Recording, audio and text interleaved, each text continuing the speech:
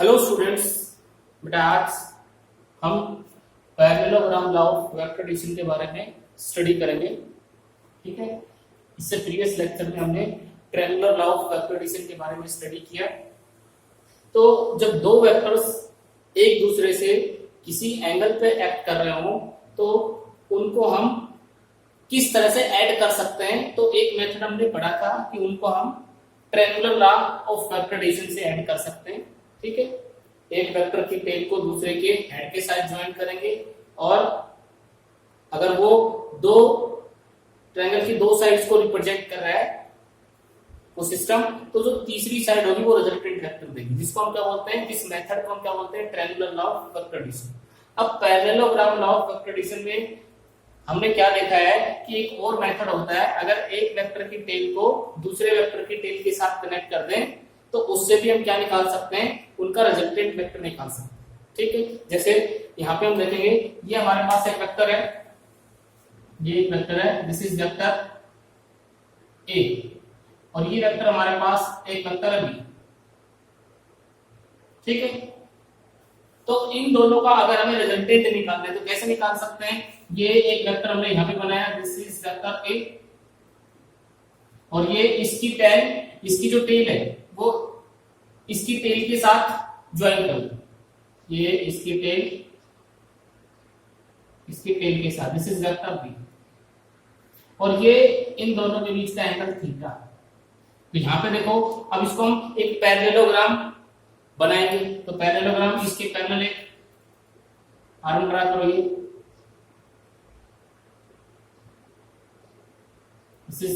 और ये इसके पैरेलल,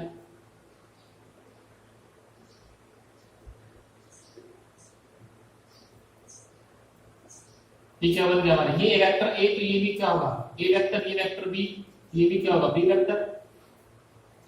तो ये जो इसका डायगोनल जो है, इसका मतलब ओ पी क्यू एस, ये इसका डायगोनल जो होगा, ये डायगोनल, ये हमें क्या देगा, this is the resultant vector, ये डायगोनल हमें रिजल्टेंट वेक्टर, ये हमारा resultant vector r is equal to A vector plus B. ठीक है, तो ये मेथड क्या कहलाता है, this method is known as parallelogram law of vector addition. ठीक है, कि एक वेक्टर को हेड को, एक वेक्टर की टेल को दूसरे वेक्टर की टेल के साथ ज्वाइन करके एक पैरेललोग्राम ड्रा करेंगे और उस पैरेललोग्राम का जो डायगोनल है वो हमें रिजल्टेंट वेक्टर देगा। ठीक है, तो ये भी वेक्टर्स को ऐड करने का एक तरीका होता है। और ये थीटा यहाँ पे क्या है, this theta is angle between A and B, A की डायरेक्शन इधर, बी की डायरेक्शन इधर, तो ये जो थीटा जो है वो ए और बी की डायरेक्शन के बीच का एंगल है। ठीक है, तो यहां लिख सकते हैं parallelogram law of vector addition क्या होता है, parallelogram law of vector addition, parallelogram law of vector addition, vector addition. If two vectors acting at a point at the same time, they represent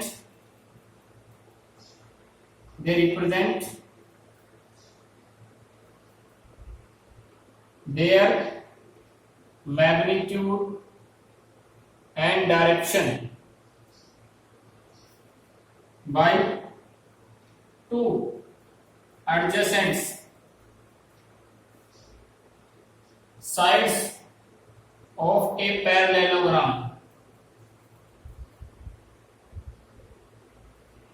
then their resultant vector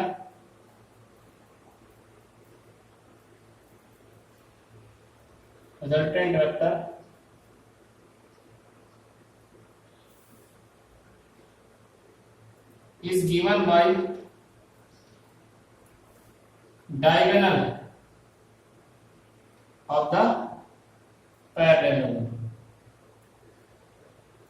जो उसका resultant vector होगा वो क्या देगा, sorry उसका जो diagonal जो होगा वो हमें क्या देगा, रिजल्टेंट वेक्टर क्या देगा, रिजल्टेंट वेक्टर।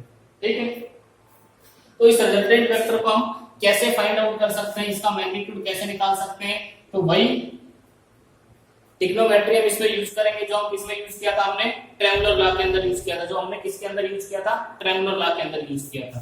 तो यहाँ पे देखो इसका रिजल्टेंट वेक्टर निकालते हैं। रिजल्टेंट वेक्टर कैसे निकालेंगे, यहाँ पे देखो बेटा इस साइड को इंक्रीज करो, यहाँ से इसको आगे बढ़ाया ये इस तरह से, और यहाँ से एक परपेंडिकुलर मैंने डाल दिया, ये परपेंडिकुलर।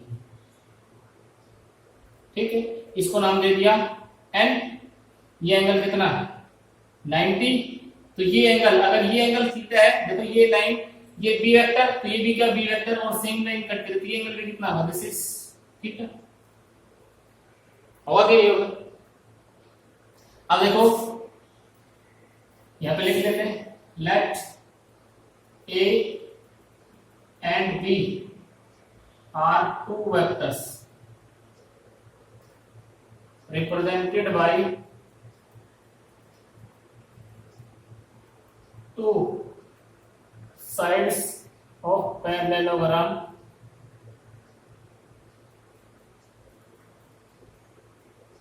कौन सी side,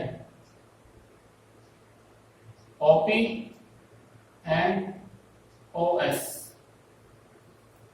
and theta is angle between them. थीटा क्या है, दोनों की डायरेक्शन के बीच का एंगल। ठीक है, अब यहां से देखो इन ट्रायंगल, कौन सा ट्रायंगल बेटा, हमारे पास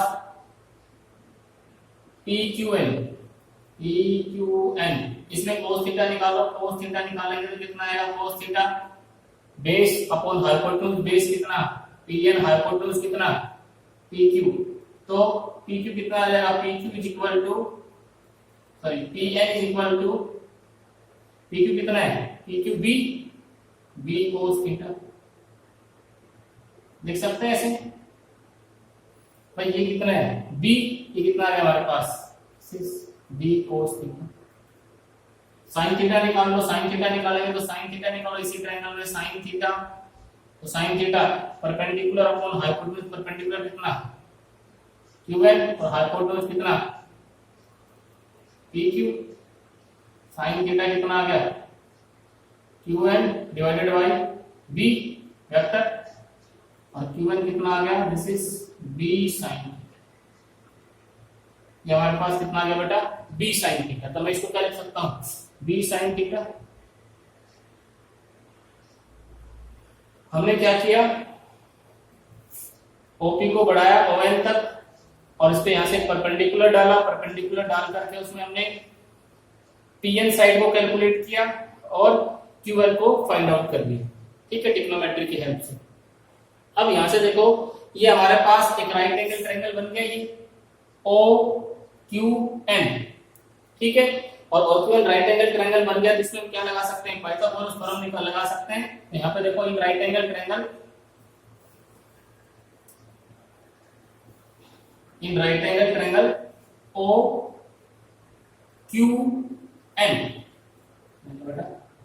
इन right angle triangle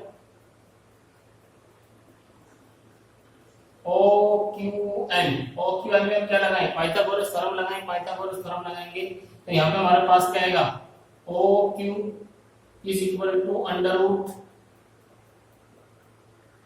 ON square plus QN square. Value रखो, ये R वेक्टर रिजल्टेंट वेक्टर आएगा मैग्नीट्यूड के अंदर। यहाँ पे देखो A plus B cos theta plus B sin theta, इसका होल स्क्वायर। देखो बेटा ये कितना है, A plus B cos theta और ये B sin थीटा, और ये हाइपोटेन्यूज R कितना आ गया हमारे पास, whole A square plus B square cos square theta plus 2AB cos theta plus B square sin square theta. A plus B के होल स्क्वायर का फॉर्मूला हमने यहाँ पे अप्लाई कर दिया, A square plus B square cos theta plus 2ab cos theta plus B square sine square theta. ठीक है, अब इसमें देखो, इसमें भी बी स्क्वायर है, इसमें बी स्क्वायर है, कॉमन ले लेंगे। This is A square plus B square cos square theta plus sine square theta plus 2ab cos theta बच जाएगा यहाँ पे। ये सभी ने पता है 10th क्लास की ट्रिग्नोमेट्री के अंदर कोस square theta plus sine square theta क्या होता है, 1 होता है, सभी बच्चों ने पढ़ रखा है। तो यहाँ हम इसको इसकी वैल्यू पुट कर देंगे 1, तो रिजल्टेंट वेक्टर हमारे पास कितना आ जाएगा, रिजल्टेंट वेक्टर हमारे पास आ जाएगा A square plus B square plus 2ab cos. ये रिजल्टेंट वेक्टर निकालने का फॉर्मूला होता है किसके अंदर, पैरेललोग्राम लॉ के अंदर। और यही फॉर्मूला, सेम फॉर्मूला हमारा किसके अंदर आया था, रिजल्टेंट निकालने का triangular law of vector addition के अंदर। ठीक है, तो बेटा फॉर्मूला दोनों केसेस में सेम है, चाहे ट्रायंगुलर लॉ में चाहे पैरेललोग्राम में लगाए हम, कितना आएगा a square plus b square plus 2ab cos theta. अब यहां से कितने एंगल पे होगा हमारा रिजल्टेंट वो हम निकाल सकते हैं। भाई a के साथ कितने एंगल पे रिजल्टेंट बनेगा, रिजल्टेंट की भी तो डायरेक्शन आएगी, तो यहाँ पे हम निकाल सकते हैं right angle triangle OQN।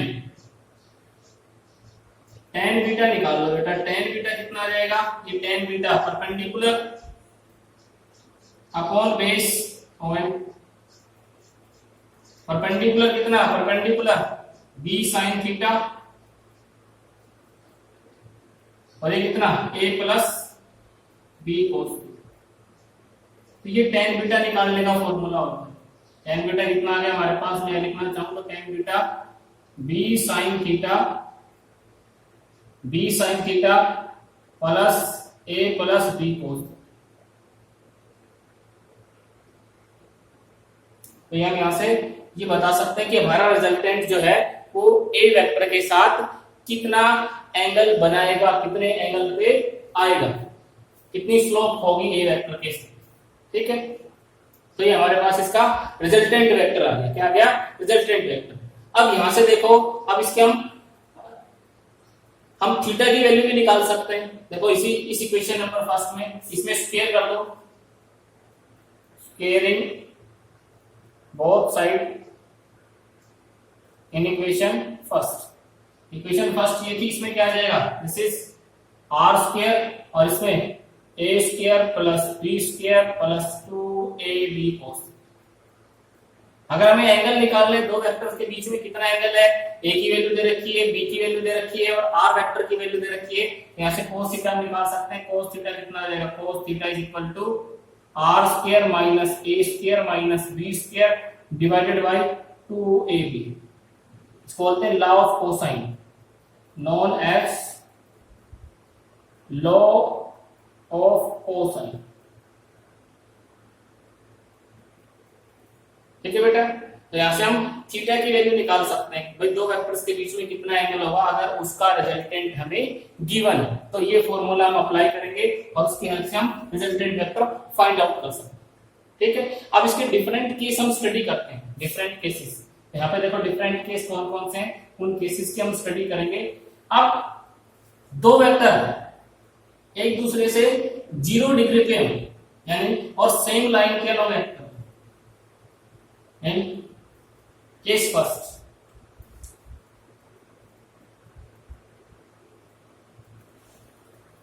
when theta is equal to 0 degree, two vectors acting same direction, एक ही डायरेक्शन में एक्ट करें। ठीक है, तो यहाँ पे देखो हमारे पास रिजल्टेंट निकालने का फॉर्मूला क्या था, r is equal to under root a square plus b square plus 2ab cos। 0 हो जाएगा जब थीटा कितना हो गया 0, तो यहाँ पे 0 पुट कर देंगे, r कितना आ गया, r is equal to a square plus b square plus 2ab cos 0 कितना होता है बेटा, 1 होता है cos 0। सभी को पता होना चाहिए, नहीं पता है तो याद कर लेंगे, cos 0 की वैल्यू कितनी होती है 1 और cos 180 की वैल्यू कितनी होती है -1। इसको हम क्या लिख सकते हैं, इसको लिख सकते हैं under root A plus B का whole square, A square plus B square plus 2ab, A plus B का होल स्क्वायर कट गया, कितना आ गया आर वेक्टर हमारे पास आ गया ए वेक्टर प्लस बी वेक्टर। ठीक है, तो हमने पढ़ा है दो वेक्टर, एक वेक्टर ये ए और एक वेक्टर ये बी, तो इनका रिजल्टेंट किस तरह से आता है, हमने निकाला है कि ए के हेड के साथ बी की टेन को कनेक्ट कर दो बी, और एक सिंगल वेक्टर जो आएगा वो हमें क्या देगा resultant vector R equal to A plus, और ये मैक्सिमम रिजल्टेंट होता है, मैक्सिमम वैल्यू होती है रिजल्टेंट मैक्सिमम। जब थीटा 0 होगा तो रिजल्टेंट हमारा क्या हो जाएगा मैक्सिमम। यहां से भी हम देख सकते हैं कि cos थीटा की मैक्सिमम वैल्यू कितनी होती है 1 होती है। ठीक है, दूसरा केस देखो, case second when theta is equal to 180, यानी कि दो वेक्टर्स एक दूसरे के अपोजिट डायरेक्शन में, two vectors act in opposite direction.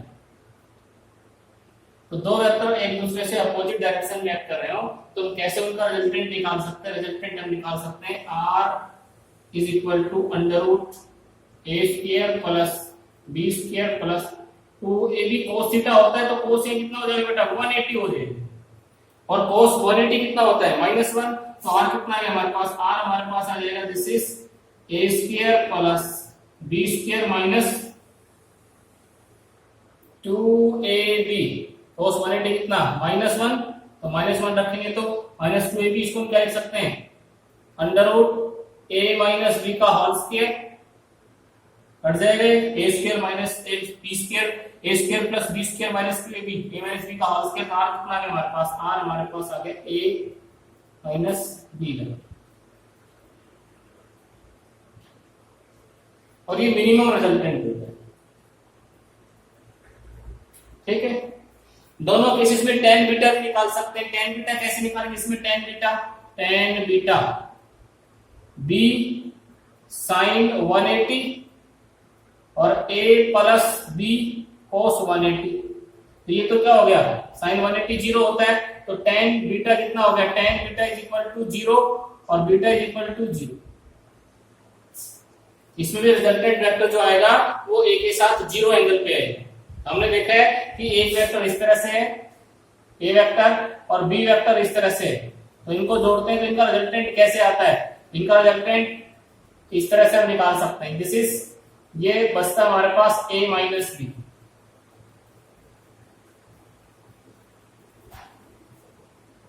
ठीक है,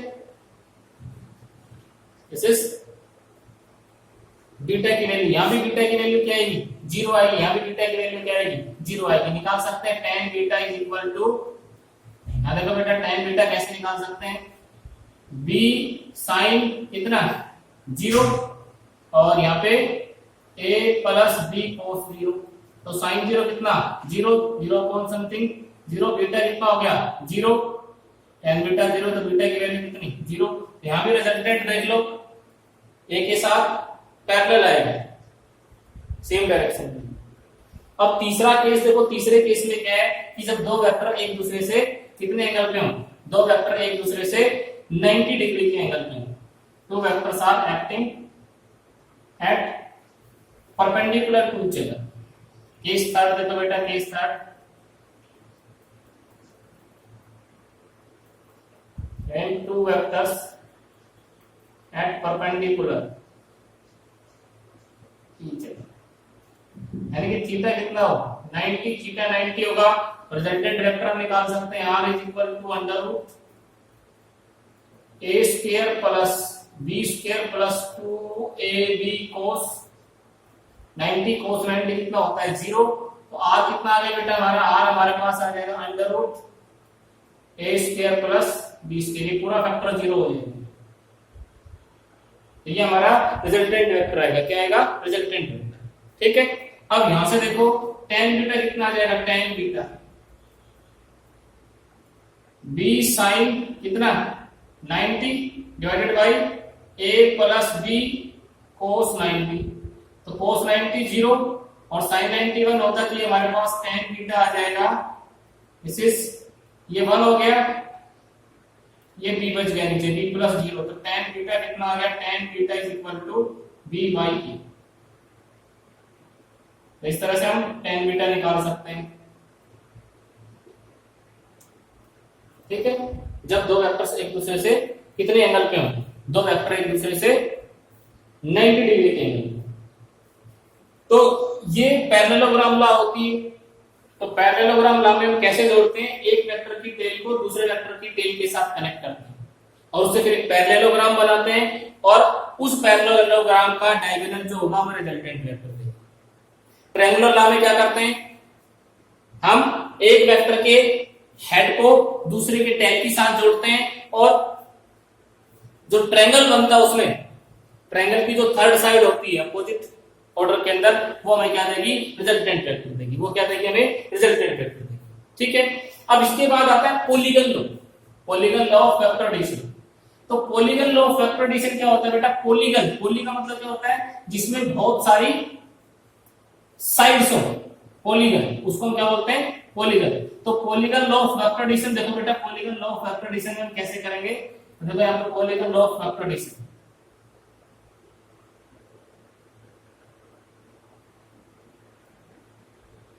वेक्टर एडिशन। मान लो बहुत सारे वेक्टर्स हैं और एक ही पॉइंट पे एक्ट कर रहे हैं और at the same time they represent there magnitude and direction by various side of A open polygon. जैसे मान लो ये वेक्टर ए, ये दूसरा वेक्टर बी, सी, ये डी, ए vector, B vector, C vector, D vector. ठीक है, अब ये एक पॉइंट पे एक्ट कर रहे हैं, एक की टेल को दूसरे के हेड के साथ, इसकी टेल को ए की हेड के साथ, इसकी टेल को बी की हेड के साथ, इसकी टेल को सी की हेड के साथ। ये ओपन पॉलीगन है, तो इनका रिजल्टेंट वेक्टर कैसे निकालेंगे, तो पॉलीगन लॉ क्या कहती है, जो इसकी जो क्लोजिंग साइड होगी, ये वाली क्लोजिंग साइड, ये हमें क्या देगी, ये इनका रिजल्टेंट वेक्टर देगी, this will be the resultant vector. यानी कि r किसके बराबर होगा, r equal to a vector plus b vector plus c vector plus d vector, o p q s t। तो ot जो हमारा होगा, ot वेक्टर ये रिजल्टेंट होगा किस चीज का, op vector plus pq vector plus qs vector plus st vector.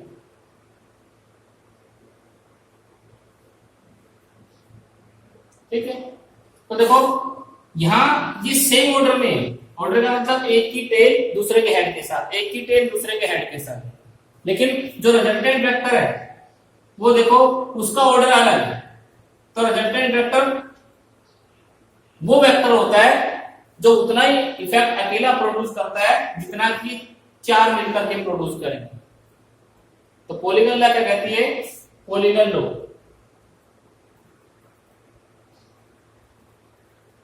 if number of vectors acting at a point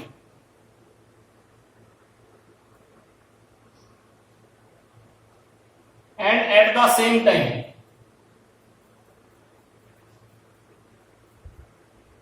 they represent their magnitude and direction by various side of an open polygon taken in same order, then the closing side of the polygon taken in opposite order gives the resultant vector।